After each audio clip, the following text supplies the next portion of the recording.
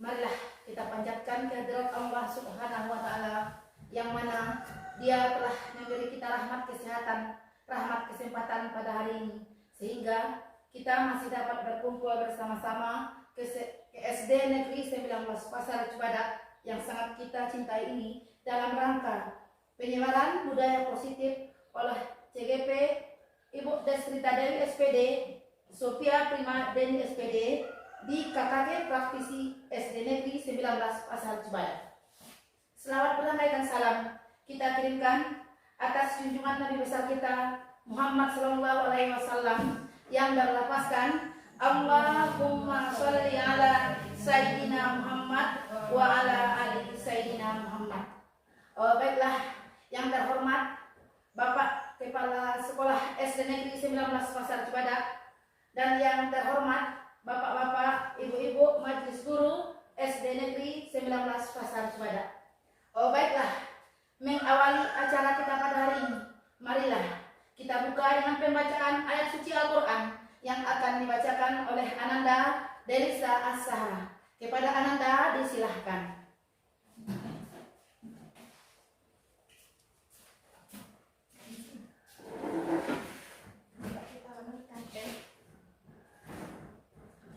Assalamualaikum warahmatullahi wabarakatuh. Waalaikumsalam warahmatullahi wabarakatuh. A'udzu billahi minasyaitonir rajim.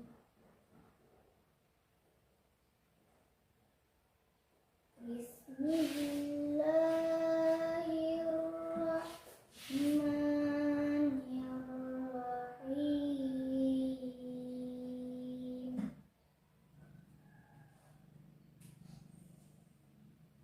Ya ayyuhan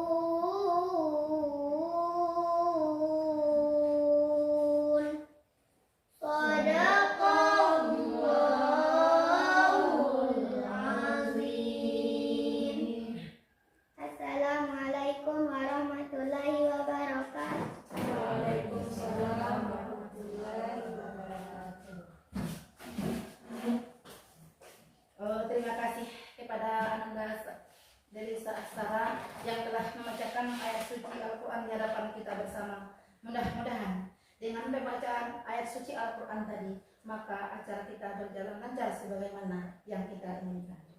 Selanjutnya, menyanyikan lagu Indonesia Raya yang akan dipimpin oleh Ibu An-Naida SPD. Kepada Ibu An-Naida SPD disilahkan. Hadirin dimohon berdiri.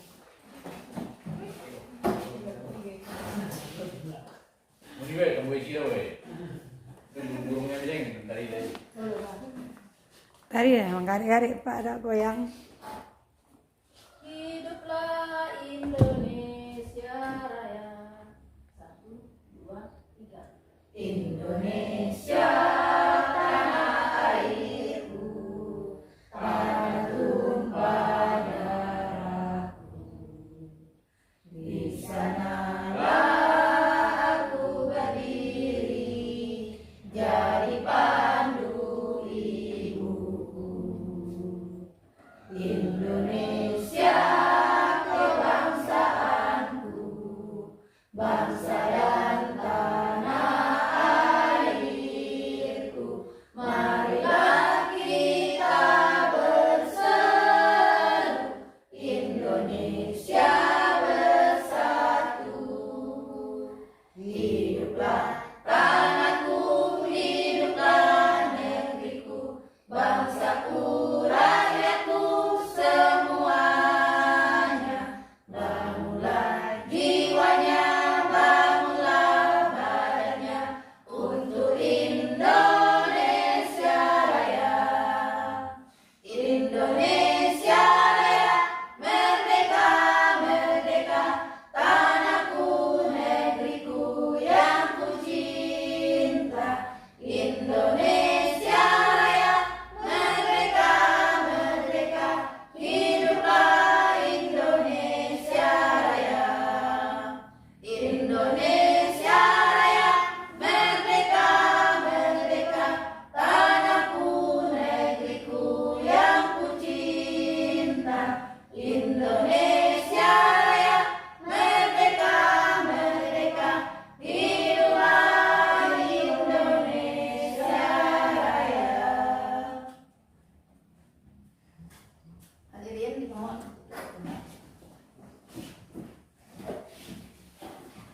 Selanjutnya, sambutan dari Bapak Kepala Sekolah SD Negeri 19 Pasar Kebada. Kepada Bapak Sabrisal SPD disilahkan. Iya, dah. Tenang, Mak. Bapak, terima kasih.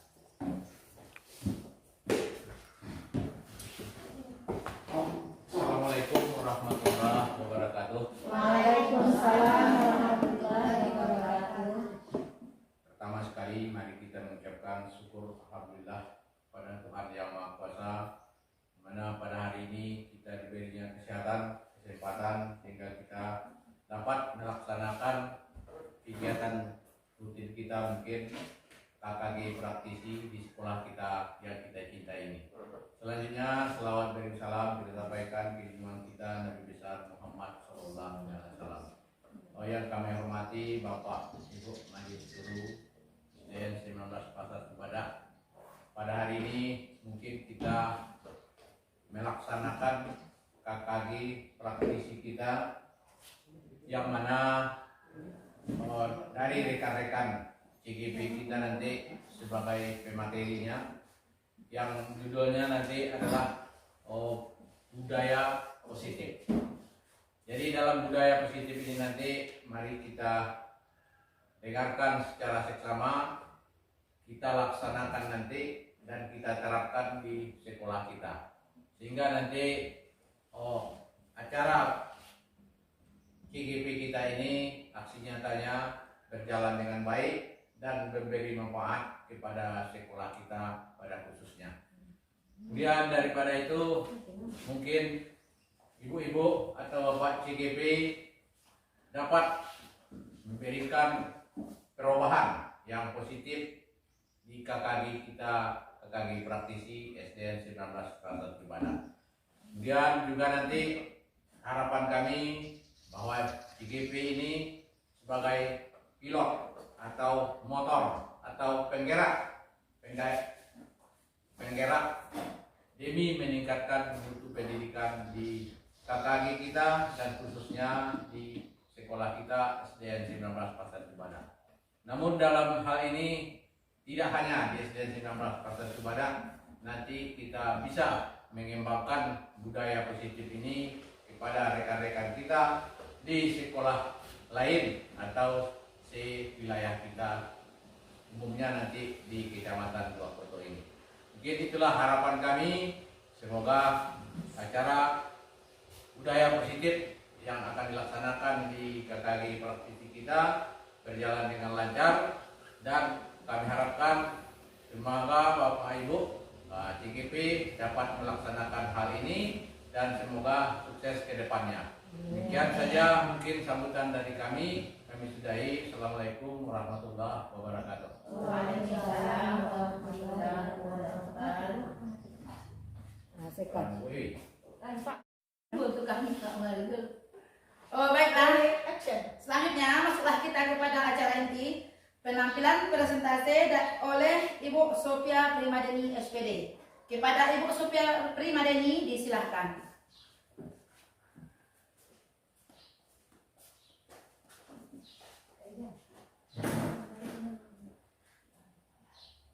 Assalamualaikum warahmatullahi wabarakatuh. Waalaikumsalam warahmatullahi wabarakatuh. Pertama dan terutama sekali, marilah kita panjatkan puji syukur kehadirat Ilahi Rabbi yang telah memberikan kita semua nikmat kesehatan dan kesempatan sehingga kita dapat berkumpul di ruangan kelas SDN 19 Pasar Cibadang yang kita cintai ini dalam rangka melaksanakan KKG praktisi penyebaran budaya positif sebagai tugas CGP di pendidikan penggerak yang sedang kami jalani saat ini. Dan tak lupa dan bosan-bosannya kita kirimkan salawat berangkaikan salam ke arwah junjungan kita Nabi besar Muhammad Sallallahu Alaihi Wasallam yang berlapaskan Allahumma sholli ala Muhammad. Semoga dengan banyaknya kita bersalawat di atas beliau, kita akan mendapat syafaat dari beliau di yaumul akhir kelak. Amin amin ya rabbal alamin. Yang terhormat Bapak Kepala UPT 19 Pasar Cibadang, yang terhormat Bapak Ibu rekan sejawat yang hadir dalam ruangan KKG ini. Baiklah,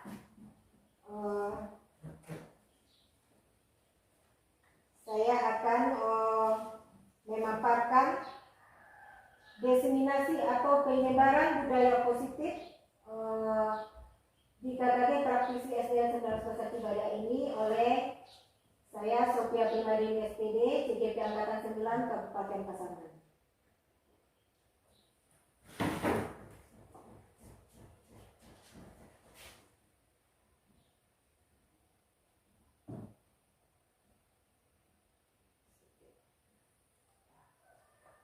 Budaya positif dimulai dari disiplin positif.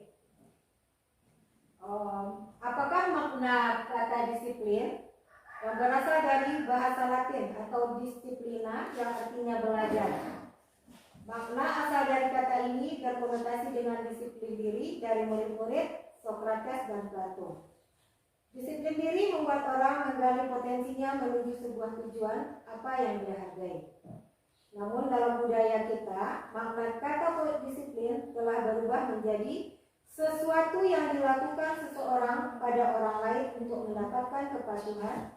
Kecenderungan umum adalah menghubungkan kata disiplin dengan ketidaknyamanan, bukan dengan apa yang kita hargai atau pencapaian suatu tujuan mulia. Di dalam nilai disiplin tadi, kita akan membahas tentang nilai-nilai kebajikan universal atau kebajikan bersifat umum. Nilai-nilai kebajikan adalah sifat-sifat positif manusia yang merupakan tujuan mulia yang ingin dicapai setiap individu. Nilai-nilai tersebut universal dan lintas bahasa, suku bangsa, agama maupun latar belakang. Setiap perilaku atau perbuatan memiliki suatu tujuan. Itu menurut Dr. William Lasser pada teori kontrol 1984. Dengan mengaitkan nilai-nilai kebajikan yang diyakini seseorang, maka motivasi intrinsiknya akan terbangun. Motivasi intrinsik ini adalah motivasi yang ada di dalam diri kita. sehingga menyerapkan motivasi dari dalam diri untuk dapat mencapai tujuan mulia yang diinginkan. Menurut Diane Gosen 1998. Nilai-nilai kebajikan yang ingin dicapai oleh setiap anak Indonesia kita kenal dengan profil pelajar Pancasila. Untuk saat ini, nilai-nilai kebajikan universal yang sudah terangkum adalah profil pelajar Pancasila. Di sana sudah terdapat ada 6 karakter. Ada apa saja itu? Bapak Ibu, 6 karakter profil pelajar Pancasila. Yang pertama, beriman dan bertakwa kepada Tuhan Yang Maha Esa atau berakhlak mulia. Kedua, mandiri, bernalar kritis, berkebinekaan global, bergotong royong dan kreatif. Nah, itu untuk saat ini nilai-nilai yang akan kita capai, karakter-karakter anak yang akan kita capai melalui pembelajaran kita adalah profil pelajar Pancasila. Kemudian yang termasuk dalam materi ini juga ada teori motivasi perilaku manusia. Yang pertama, kita manusia ini mempunyai teori motivasi. Yang pertama, untuk menghindari ketidaknyamanan atau hukuman. Pertanyaan yang muncul di situ adalah, apa yang akan terjadi apabila saya tidak melakukannya? Itu adalah motivasi eksternal, berasal dari luar diri kita. Kemudian yang kedua, untuk mendapatkan imbalan dari orang lain atau institusi. Pertanyaan yang muncul adalah, apa yang akan saya dapatkan apabila saya melakukannya? Itu juga termasuk motivasi eksternal, di luar diri. Kemudian yang ketiga, untuk menghargai diri sendiri. Pertanyaan yang muncul adalah, saya akan menjadi orang yang seperti apa bila saya melakukannya? Itu adalah motivasi internal, ada di dalam diri kita. Menurut Ki Hajar Dewantara, merdeka itu artinya tidak hanya terlepas dari perintah, akan tetapi juga cakap buat memerintah diri sendiri. Oleh karena itulah kita sebagai guru itu harus mampu memunculkan motivasi intrinsik dari anak murid kita, sehingga dia bisa untuk menghargai dirinya sendiri dan cakap untuk memerintah dirinya sendiri.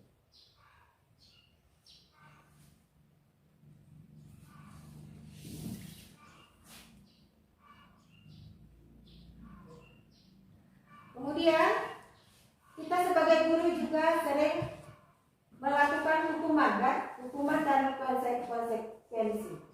Sekarang kita akan membahas perbedaan dari hukuman dan konsekuensi. Hukuman yang pertama, sesuatu yang menyakitkan harus terjadi kalau hukuman. Kalau konsekuensi, sesuatu harus terjadi. Yang kedua, membuat anak sakit, fisik maupun hati. Kalau hukuman pasti ada rasa sakit yang ada di dalam diri anak kita kalau kita menghukum. Tapi kalau kita memberikan konsekuensi, anak menghargai disiplin. Kemudian kalau hukuman, anak membenci kedisiplinan. Sedangkan kalau kita melakukan konsekuensi, anak memberikan stimulus dan tanggapan. Kalau kemudian hukuman mendorong anak menyakiti dirinya sendiri. Sedangkan konsekuensi mendorong anak agar mudah menyesuaikan diri. Hukuman konsep diri yang buruk. Kalau konsekuensi konsep diri yang baik. Hukuman anak belajar untuk menyembunyikan kesalahan. Sedangkan pada konsekuensi anak belajar untuk mematuhi peraturan. Pada hukuman, marah, rasa bersalah, dipermalukan, merasa tak dihargai. Kalau pada konsekuensi, anak kehilangan hak, dibuat tidak nyaman, diasingkan untuk sementara atau istirahat. Jadi, sebagai guru kita juga jangan memberikan hukuman kepada murid kita, tetapi kita menyepakati konsekuensi bersama murid. Kemudian restitusi. Restitusi adalah proses menciptakan kondisi bagi murid untuk memperbaiki kesalahan mereka, sehingga mereka bisa kembali pada kelompok mereka dengan karakter yang lebih kuat.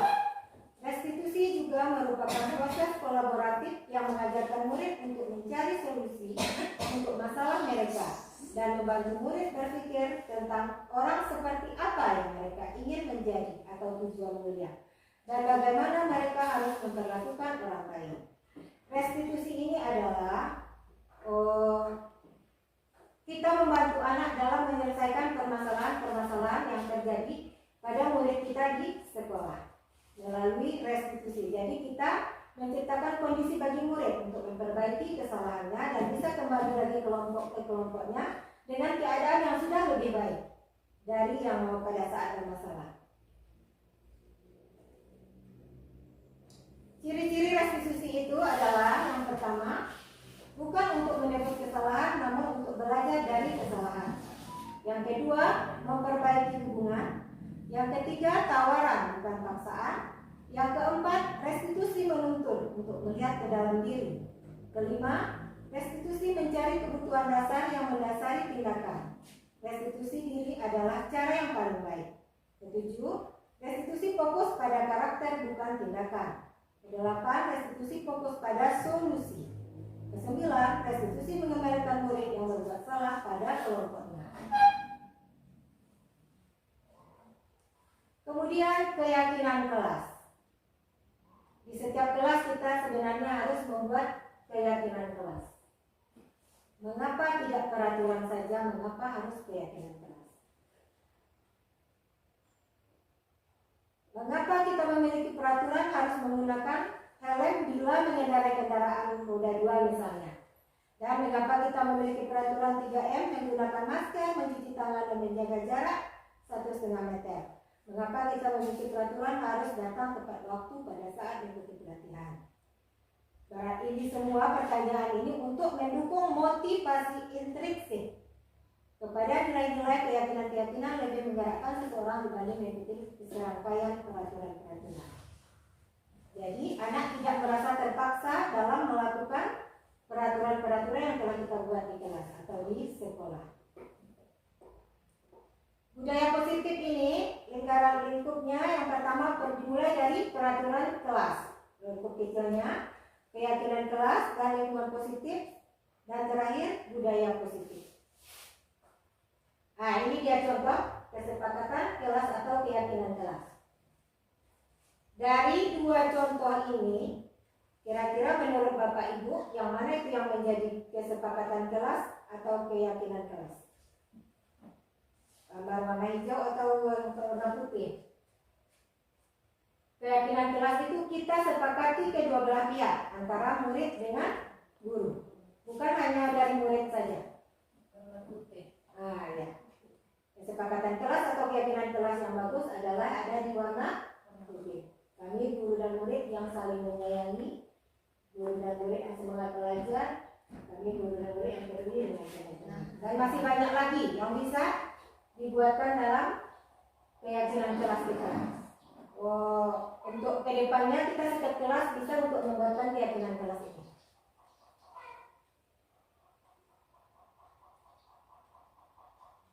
Keyakinan kelas.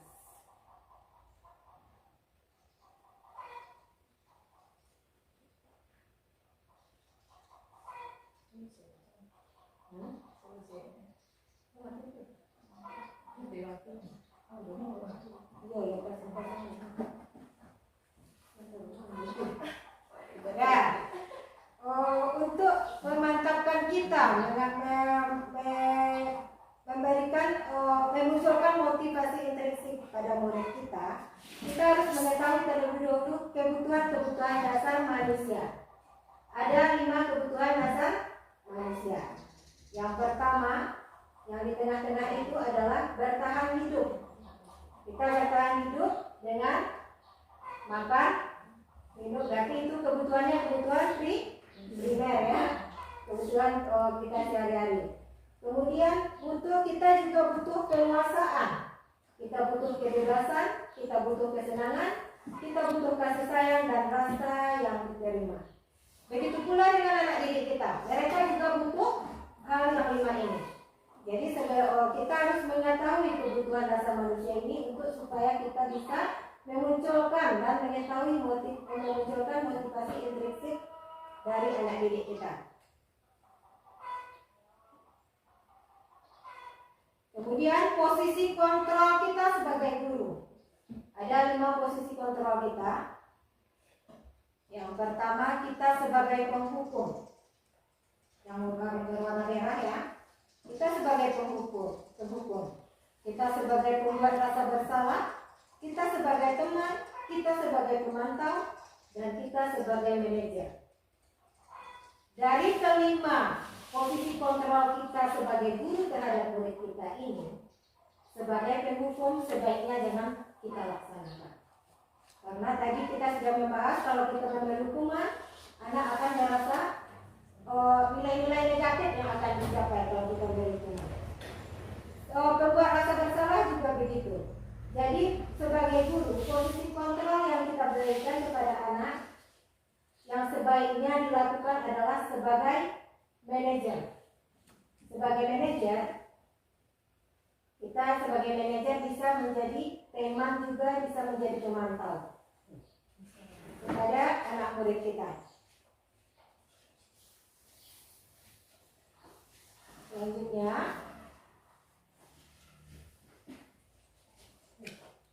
segitiga restitusi tadi. Restitusi adalah menyelesaikan masalah tadi. Kita bisa melakukan dengan cara segitiga restitusi.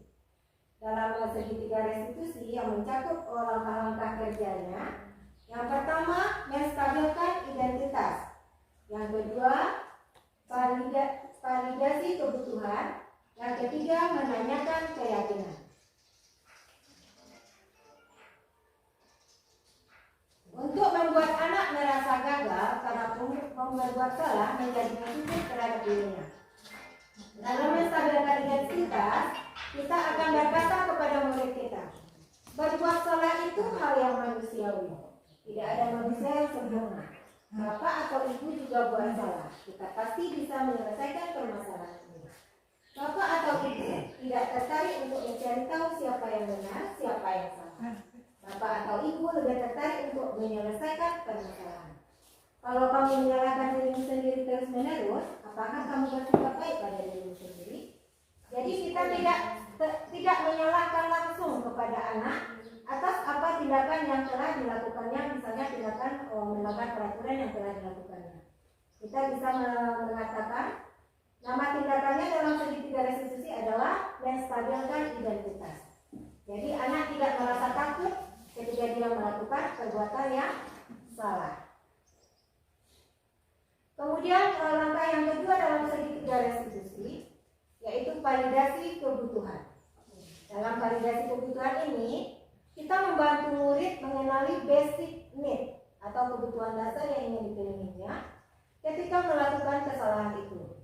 Pada dasarnya setiap tindakan manusia tujuannya adalah memenuhi kebutuhan dasar, apakah itu penguasaan, kebebasan, kasih sayang dan rasa diterima, kesenangan atau bertahan hidup. Jadi ketika anak didik kita melakukan pelanggaran atau tindakan-tindakan yang salah, berarti ada kelima kebutuhan dasar itu yang tidak terpenuhi. Di dalam validasi kebutuhan ini, kita sebagai guru berkata, kamu bisa saja kan melakukan hal yang lebih buruk, tapi kamu tidak melakukannya kan? Kemudian kamu pasti punya alasan mengapa melakukannya. Apa yang penting bagi kamu?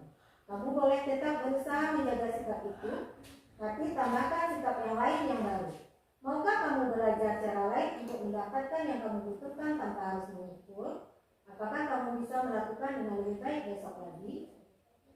Itu dalam validasi tindakan. Kemudian tindakan yang ketiga yang terakhir adalah menanyakan keyakinan.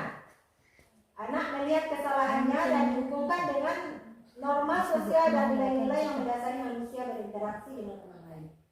Guru akan berkata, apa nilai yang kita percaya di kelas atau di sekolah kita, seperti keyakinan kelas tadi yang sudah kita bentuk tadi. Kelas yang ideal itu seperti apa sih? Kamu ingin jadi anak yang seperti apa? Apa yang kamu rasakan ketika kamu melakukan itu? Kamu menjadi orang yang seperti apa? Jadi setelah untuk menyelesaikan permasalahan-permasalahan anak yang terjadi di sekolah kita bisa melakukan penyelesaiannya dengan menggunakan segitiga restitusi.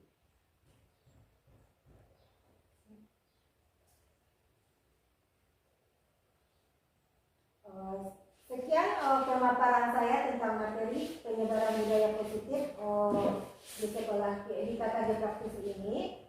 Dipersilakan kepada Bapak Ibu yang ingin menanggapi. Bapak guru penggerak yang sudah jadi guru penggerak, silakan Bapak menanggapi tentang budaya positif.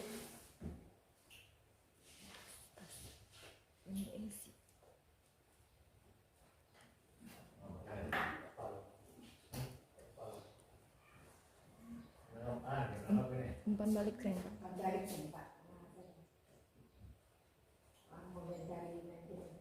Dari Terima kasih kepada pemateri tentang budaya positif. Ini kami mungkin ada memberikan istilahnya umpan balik, di mana budaya positif ini telah dipaparkan oleh Ibu Cigiwi tadi. Harapan kami supaya Bapak Ibu serta lagi yang lain mungkin nanti dapat menerapkan atau menerobos atau menciptakan hal-hal yang dipaparkan oleh Ibu Cigiwi tadi, mulai dari budaya positif, kemudian budaya disiplin, sehingga nanti bisa kita terapkan di kelas kita masing-masing. Mungkin saya terima kasih. Assalamualaikum warahmatullahi wabarakatuh. Waalaikumsalam warahmatullahi wabarakatuh. Terima kasih Pak atas tanggapannya. Baiklah, sekian yang dapat saya sampaikan dalam pemaparan materi ini. Saya ucapkan terima kasih atas perhatiannya.